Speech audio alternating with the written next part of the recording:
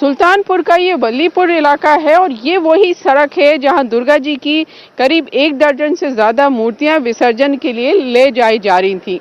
यहाँ मदरसा है और बगल में ये जंगली नाथ जी का मंदिर है। यहाँ पर ये परंपरा रही है कि जब दुर्गा जी की मूर्तियां विसर्जन के लिए जाती हैं तो इस मंदिर में पूजा अर्चना की जाती है। तो उस दिन भी ये जो प्रतिमा जो मूर्तियां आई विसर्जन के लिए यहाँ पर पूजा अर्चना की गई और उसके बाद जब ये आगे जाने लगी प्रतिमाएं तो आगे एक मस्जिद है और ये कहा जा रहा है कि विसर्जन के दौरान डीजे बजाया जा रहा था जिसकी आवाज़ कम करने के लिए कहा गया और आवाज़ जब कम नहीं की गई तो ये हंगामा हो गया। और ये आरोप है जो दुर्गा जी की मूर्तियां ले जा रहे हैं विसर्जन करने के लिए उनका कि उनके ऊपर तलवारों से, पत्थरों से, ईंटों से, सब चीज से हमला हुआ जिसमें कई लोग घायल हो गए।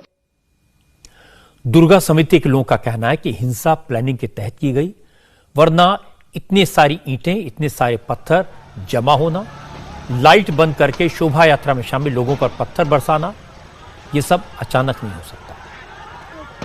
उनका यह भी दावा है कि वो लोग तो डीजे बंद करने को तैयार हो गए थे।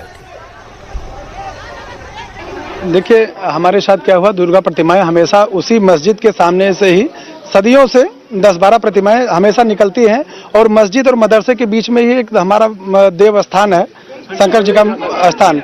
उसी पर हमारी मूर्तियों की आरती, बाबा जी आरती उतारते हैं, इसीलिए वहाँ आधे घंटे का विराम होता है और मस्जिद और मदरसे के बीच में होने के कारण वहाँ आधे घंटे के लिए हमें प्रतिमाएं रोकनी पड़ती हैं जिससे सारी प्रतिमाओं की पूजा आरती हो सके। उसी दरमियान मस्जिद में बैठे कम से कम 200 से या 300 लोग करीब में होंगे। अचानक से उन्होंने कहा कि आप हमारी ये गाड़ियां आगे करो। तो हमारे जो भी थे कार्यकर्ता या उसके समिति के अध्यक्ष वगैरह, उन्होंने कहा कि भैया आपको आपत्ति है तो हम डीजे वगैरह सब बंद कर देते हैं, आप जो है पूजा करने के बाद ही मूर्तियां इधर से निकलती हैं।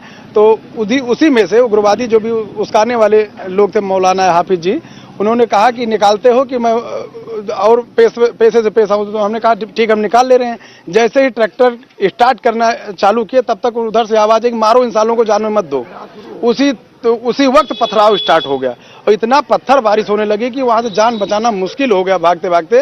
अब हमको भी प्लानिंग होती तो हम भी पूरा फोर्स सीएसओ वगैरह के साथ में ही चलते, लेकिन नहीं जानकारी थी, इसलिए उन्होंने हमला किया और पूरे प्लान के साथ सीसी बोतल, धारदार हथियार, छुरी, चाकू लेकर के महिलाएं, बच्चे समेत अपने घरों की लाइट बंद करके हर घर में हमें लगता है कि पत्थर रखा हुआ था।